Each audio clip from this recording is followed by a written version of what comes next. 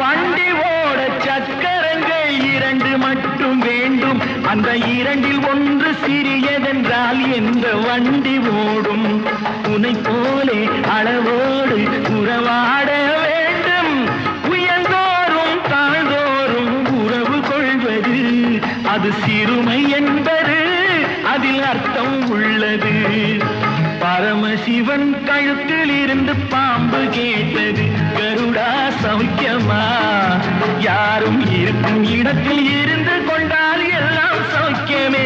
கருடன் சொன்னது அதில் அர்த்தம் உள்ளது.